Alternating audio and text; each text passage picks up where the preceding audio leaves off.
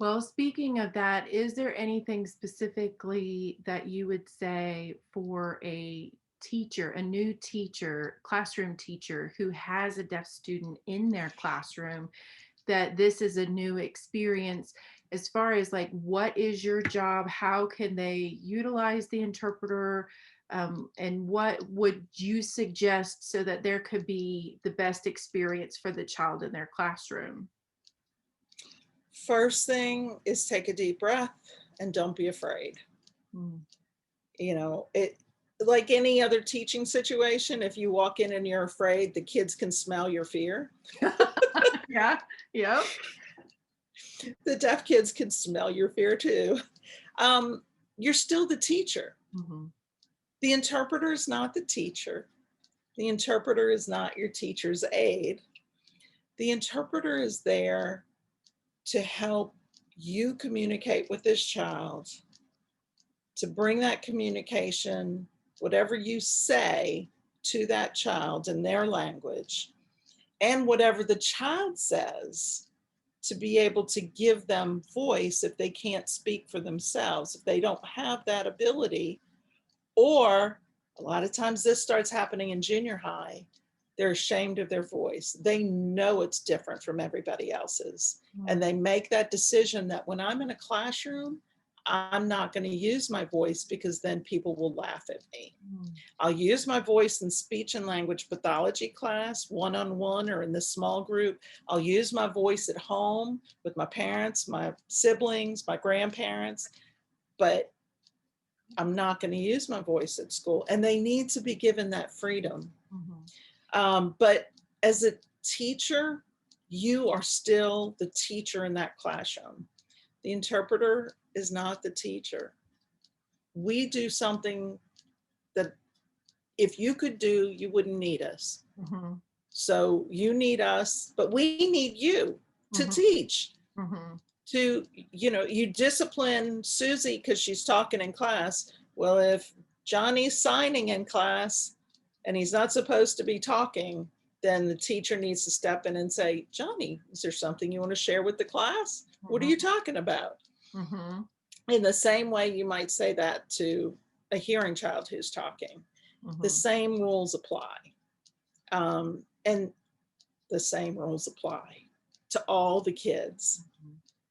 And, you know, the the interpreter is another professional who's there to support you as a teacher and help that communication go both ways. Right. It's not all just the teacher speaking. Right. Sometimes that deaf child is going to have questions or want to participate in a conversation or in a discussion, and you need to make way for that. So the teacher has to be open to talking to the interpreter outside of class and saying, what's working, what's not working, or say, is this right the way we're doing this and the way I'm saying this? And what's my role? How am I supposed to address you? Am I supposed to address them? Ask the questions, Mhm. Mhm. you Well, know, and as the teacher for the deaf and hard of hearing, oftentimes I was doing pullout. I didn't have the kids all day because I was doing right, itinerant teaching. So that was always my hope too, is, and I would tell them all the time, my job is to make your job easier. Like right, I'm not here, I'm not trying to take over, I'm not trying to tell you what to do. I mean, obviously if my student has accommodations or special needs, preferential right, student, I'm gonna sure, let you know that, but my job is literally so like the more that they can communicate, like if there is new vocabulary coming up, let the interpreter know so that they can make sure the student knows those signs, or those kinds of things, because the more we can communicate and be a team, the better the outcome is for the absolutely, student. absolutely, yes. Um, in the same way that the interpreter, this is going back to the parent, in the same way the interpreter is not the teacher, and we don't want to be the teacher. Hmm. We didn't go to school to be a teacher. We are professional interpreters, Right. not teachers. We also don't want to be your child's parent. Even if we love your child, like a teacher loves your child, but we don't want to take over your parenting role. But we also, you know, we should not be the ones who have to explain to your kid. And I've had this happen where a parent asked me to explain the birds and the bees Oh, to their adolescent child yeah. because They couldn't sign it. They they didn't couldn't sign. sign. Mhm. They knew individual vocabulary words, but nothing close to being able to explain where babies come from. And that's what this child was, what, 13? Uh-huh. They're about 12, 13 years old and had real legitimate questions. And the mom just kept putting them off, putting them off, putting them off. And then finally came to me and said, "Can you explain this to them?" And I said, first I was taken aback. And Right, then I had right. to really think. And I said, what if we make an appointment with the school social worker or school counselor, it might have been the counselor, and see if maybe this can be a discussion that is with the school counselor and you present and the student, and I'll be the interpreter. But Yeah, I do not feel comfortable because right. I don't want to put my bias and Right, right. Because my every feelings. parent will approach that differently and what they're gonna tell their Exactly. kids or what they're gonna call things or what they're gonna say about Right. certain things. Or part of it too is knowing your own child and where they are developmentally, because you never wanna tell them more than they need to know. But this parent didn't know what their child knew Oh, yeah, yeah, because they couldn't communicate at that level. Their right, communication was very basic. right. Yeah, And that was a very difficult, because I didn't just think of that off the bat. I was like, wait a minute, let me think about this. And right. I asked, basically what happened is I went to the school counselor and I said, so I went to the deaf ed teacher and she was like, I'm not sure what to do with that one. She said, Right, I don't feel comfortable teaching that. I can teach the sex ed part, right, but right. but Yeah, but I don't want to impose, again, I don't want to impose my biases, beliefs. right, And so I went to the school counselor and the school counselor said, let's set up a meeting with me in my office. And then the parent can feel comfortable, the child can feel comfortable because they knew the child. And right. so that's how it got handled. Yeah, But that goes back to learning the language that your child uses and being able to communicate with your child fully. Another time, I was invited to this child's sixth birthday party. What I didn't know at the time is what they really wanted was an interpreter. The only person in the family who really did communicate with this child, he's 6 years old. He had, his parents had, basically, they had 3 or 4 kids. And then 18 years later, they had this child and he oh, was deaf. He was born deaf. And so one of his older sisters was, he was 3 when I first met him. His older sister was about 20 something years older than him, was already married and had a couple of kids. mhm. She parented him more than his parents did. And she learned sign language and her kids started learning sign language and her husband was learning sign language. So really his aunt was the role of the parent. And the parent asked me to come to the birthday party. I thought it was just so he'd have somebody else he knew. No, she wanted me to interpret for him, for everybody else that was there. And I felt bad for the kid. Yeah, yeah. Well, that's one of the things, like, I wish we could make just sign language more, accessible to people and just more widespread. I know with COVID and wearing masks, like, I didn't realize that I lip read a lot. I don't technically have a hearing loss, but I lip read a lot. And with math, I can't understand people. So I was at the grocery store and I was having a problem with the, checkout computer whatever screen.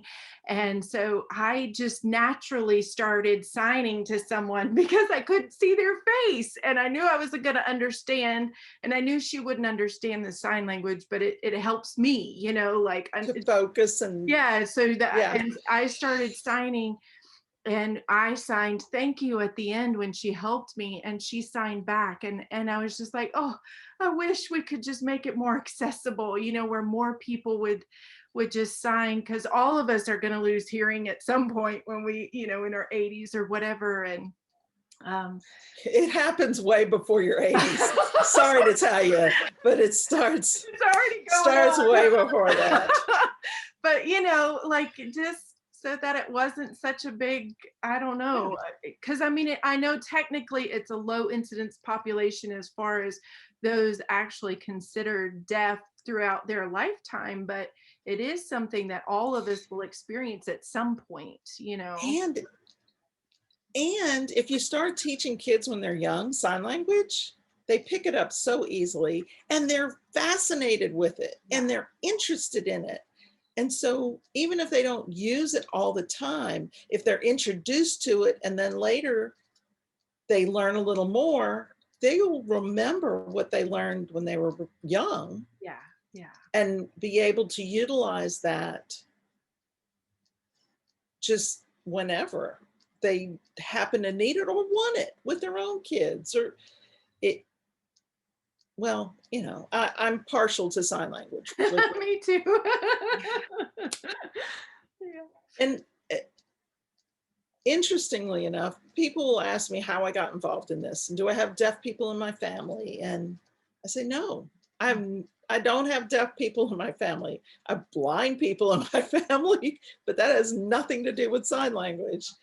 But I did grow up in a bilingual family. My parents' first language was Spanish.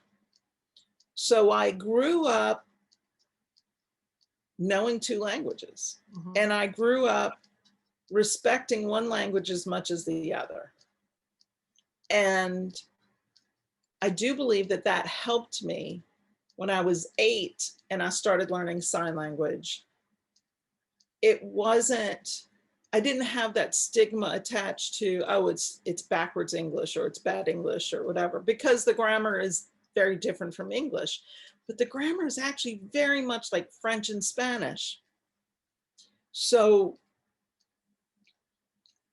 I caught on more quickly to the grammar and the syntax because I already had that Spanish background. Right. But I also caught on to it, I think, just because my brain was already wired for another language.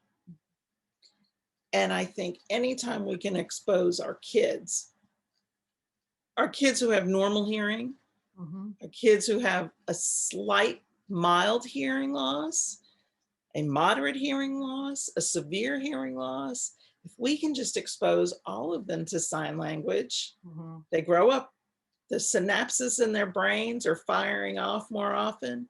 And then we normalize sign language. And what a great world that would be. Yeah. I mean, just my own personal bias there, I guess.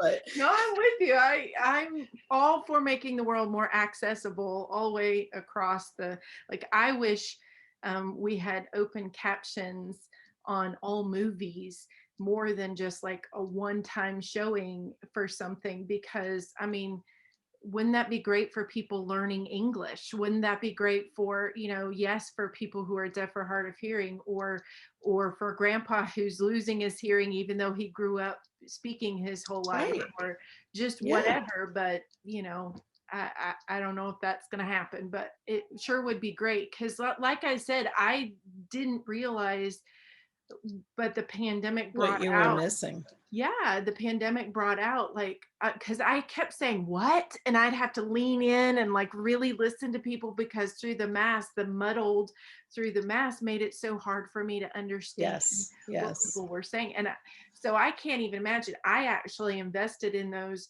mask that had the clear plastic, because a lot of my job, and I'm articulating for kids who are having trouble hearing certain sounds. How can they hear the sounds if they can't see, if they're changing the sound around a TH for an F or something like that. So Yes, anyway. yes, yes.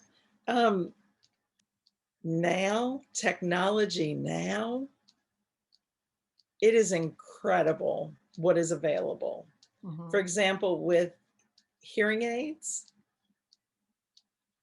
if you have a hearing aid that is Bluetooth enabled, instead of having to, they used to have to wear the FM system for where they could hear their teacher or Mhm. their speech language pathologist without hearing all the background noise. They had to wear this bulky box, and the teacher had to wear this bulky box with a headphones and the pieces and everything.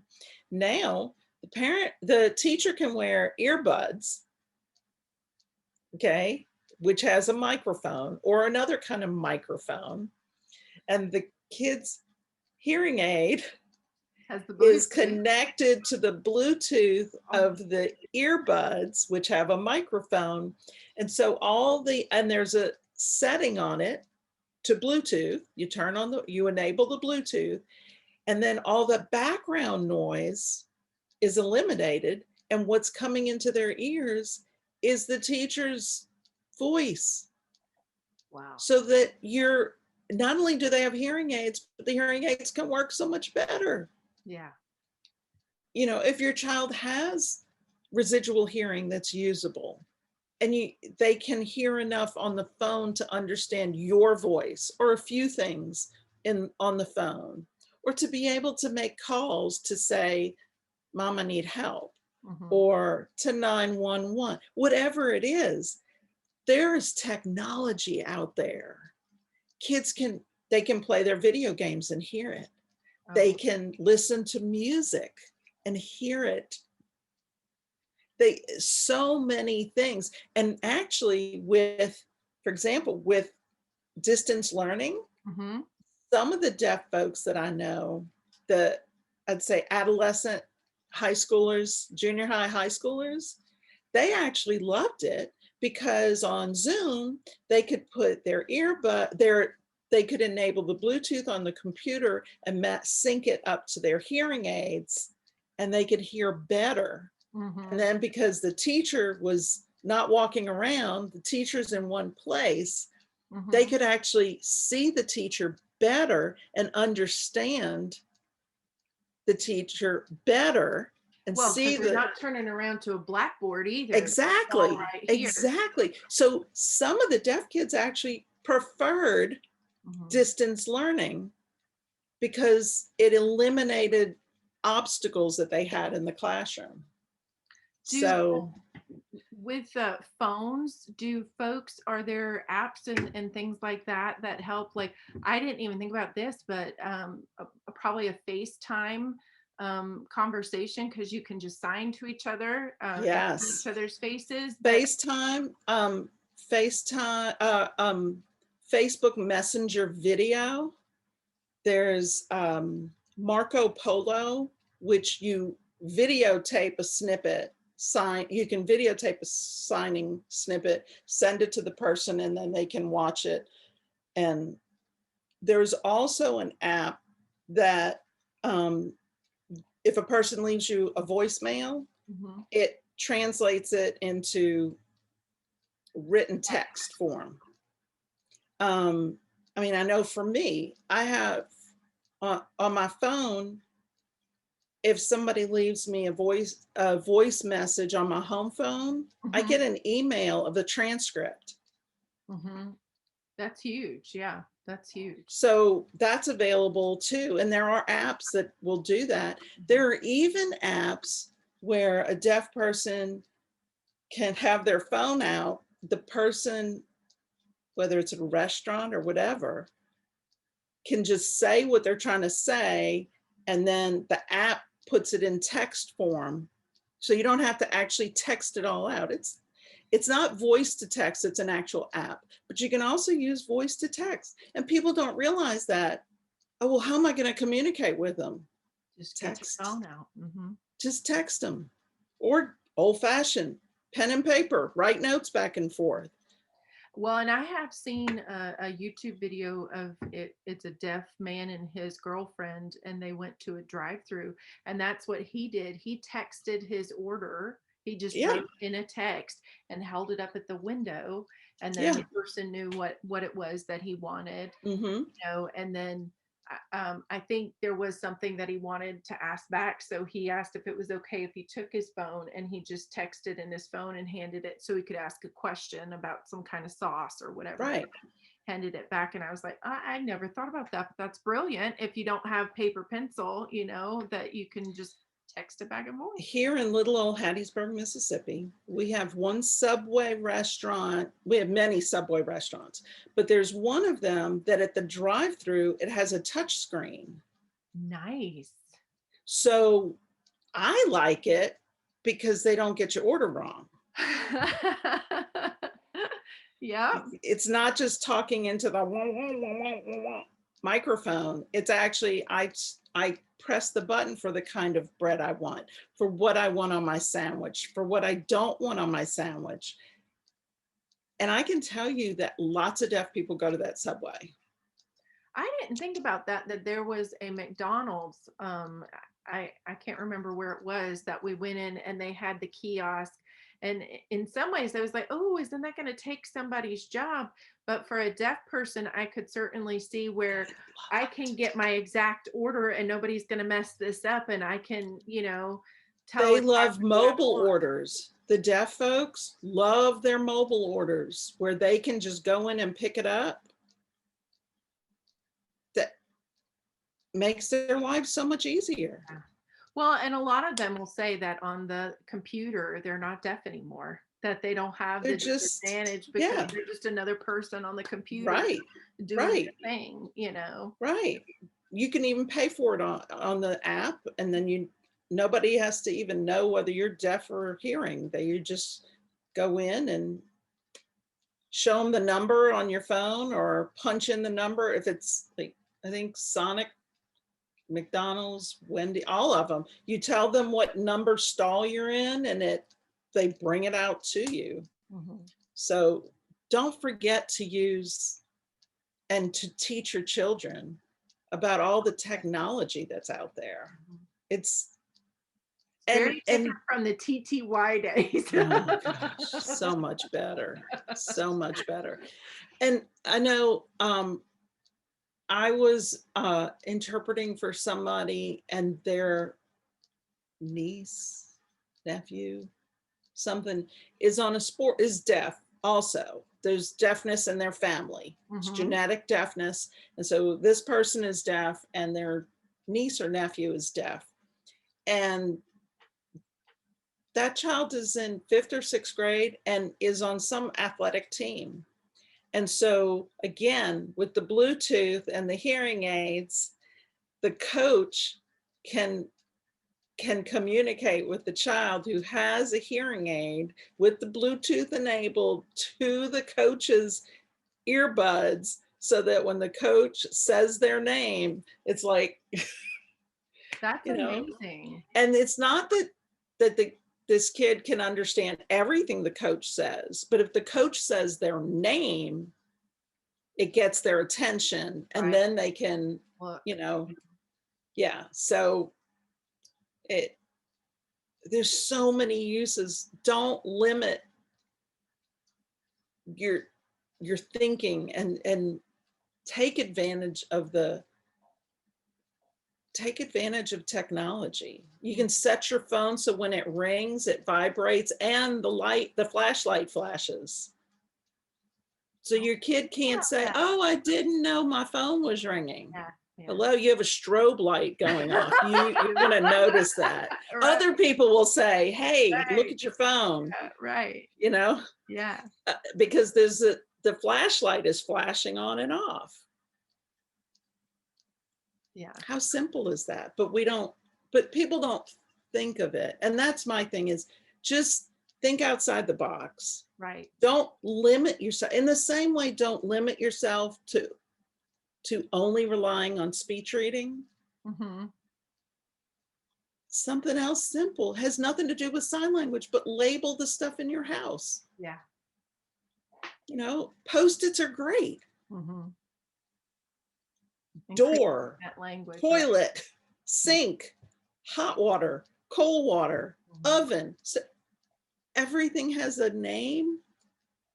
Start putting post-its around the house and teach your children to read. Mhm. Children can start reading at 3 and 4 years old. Mhm. Yeah, So especially environmental stuff. just stuff, Absolutely. and is one other example that, and this might be the last, I know our time is Yeah. going crazy, but there's a gentleman that I interpret for regularly, and his parents never learned sign language. Mhm. His brothers and sisters never learned sign language. And he talks about what a lonely existence it was for him growing up. He didn't learn sign language until started learning sign language when he was he was older. He was about 11 or 12. And then he said he became so curious. He always hated school. And then when he started learning sign language, he was so curious that he was constantly asking questions, and his parents and his brothers and sisters were just like, get out of here, get out of my face.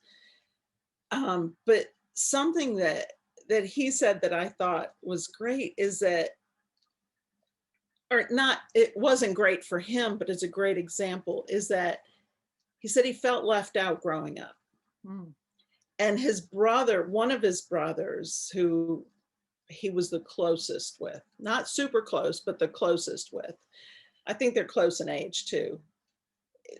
Everything, everybody's talking at the same time, and he's like, what are they saying, what are they saying? And his brother would always say, I'll tell you later, I'll tell you later. And he knew later, Mhm. later, but later never happened. Right. So he felt very, very disappointed, very hurt, and struggled with that. But he also talks about, he got separated from his parents. I think it was like a mall or something. It happens. Kids get Mhm. separated from the parents. Well, he's deaf. Parents could be calling his name, but he can't Yeah. hear them. Mhm. He did not know his parents' names. He did not know his last name. He was about 7 or 8 years old. Yeah. He didn't know his last name. Mhm. He knew his mom was mama and his dad was dad or daddy or dada or whatever it was, but he didn't know their actual names. He didn't know his own last name. So when he actually was with somebody like mall security, and they asked the kid, well, what's your parents' names? He couldn't tell them. Mhm. He didn't know his home phone number. Mhm. And And he that's he actually the point about that too is oftentimes lack of language will be seen by the world as lack of intelligence. But a lot of times absolutely. our kids, if they're language deprived or language deficient, through no fault of their own, just because they haven't been given a language that they have easy access to. People, like, if you're 7 and you don't know your parents' names, or you don't know your last name, or you don't know your phone number, people are going to think there's something wrong upstairs, and there's nothing necessarily wrong. It's not to say, I mean, obviously we have comorbidities. You could have a child with intellectual disability and a hearing impairment, but Sure. a hearing impairment in and of itself, deafness, Doesn't have to yeah, be. doesn't mean that a child is lower intelligence, doesn't mean they can't be a doctor or a lawyer or whatever. But if they are language deprived, I mean, it's the same in writing. And that's why a lot of times I work really hard with kids on writing, because if you have poor grammar, or you can't spell, or your writing is illegible, you're looked at as there's something else mentally going on with you, even if you're very highly intelligent.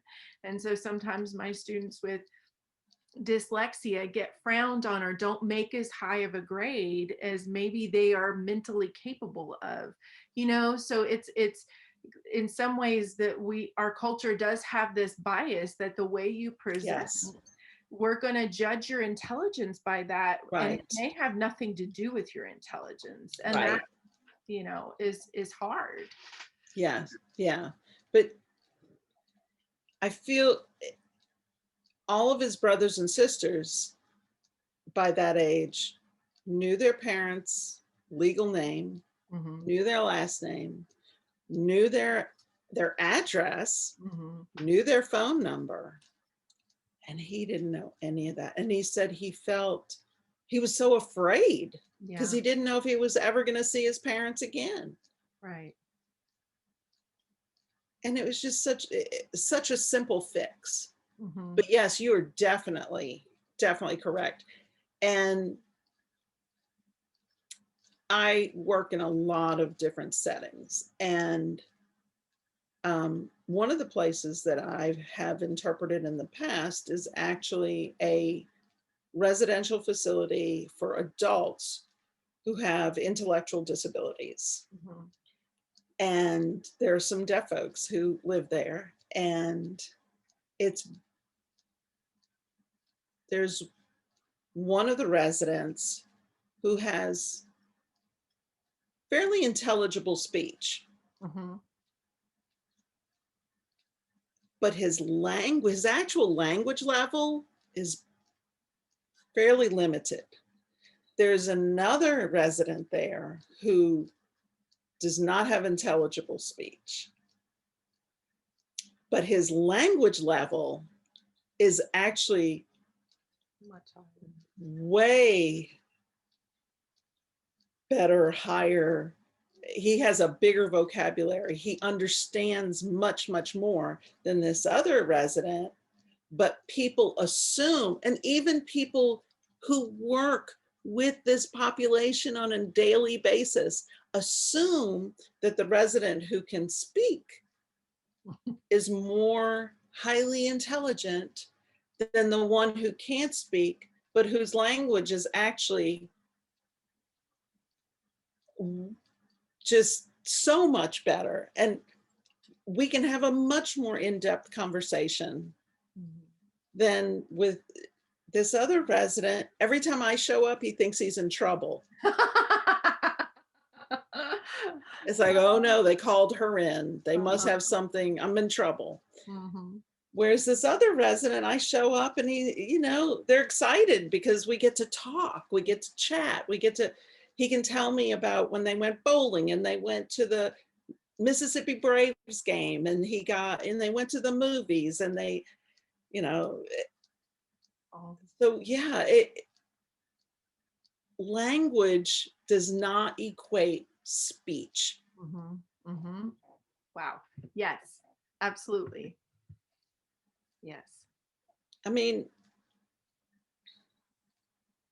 I think where, like, if a student uses pictures, but because when you press the button it comes out in beautiful English, like we hear that language does not equate speech in but I think most people don't understand that. Like sometimes they may not even have as high of a language base as a person who signs, but because that doesn't translate to grammatically correct English, it's looked as less than. Does that make sense? And yes, because I've worked yes. with kids who are maybe on a lower level, but on a PEX board where you could say, I want water, and they just press one button.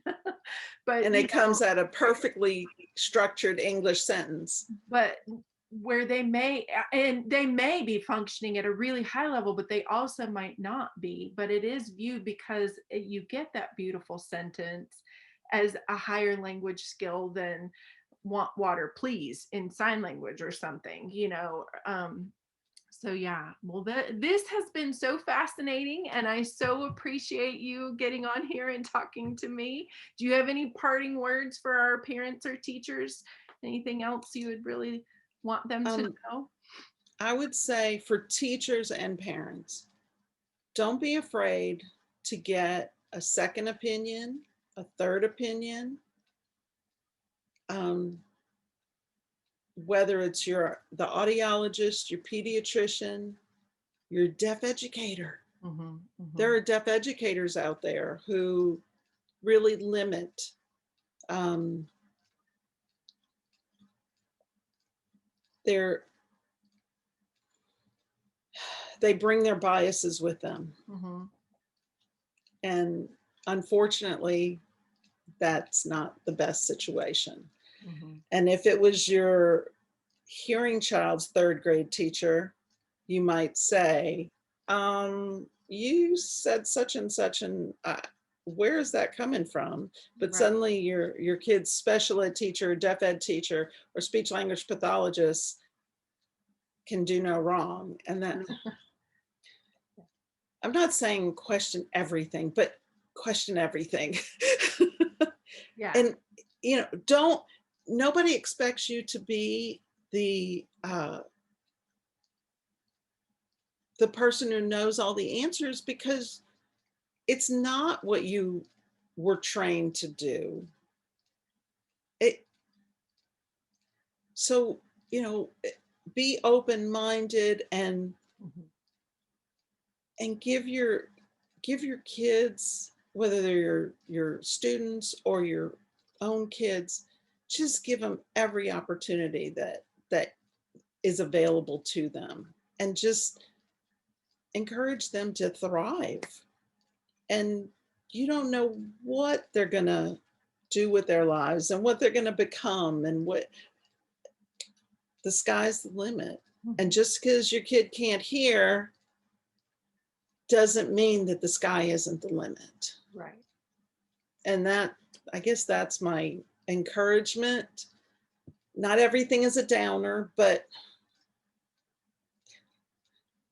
the worst thing as a parent, and I mean, this is with me too, the worst thing as a parent is when you think, oh, I should have done whatever. Right. Right. I wish I had done whatever differently. So I'm encouraging you, whatever you think, oh, I should have done this. Okay, start again right now. Every morning is a new morning. That's right. Every day is a new day. You start fresh every day and you go from there. So I guess that's my parting words of wisdom. Well, again, I just appreciate you getting on here so much and sharing all of your years of wisdom with us. And I hope that was helpful. If it was, please like, share, and subscribe, and I'll see you later. Bye.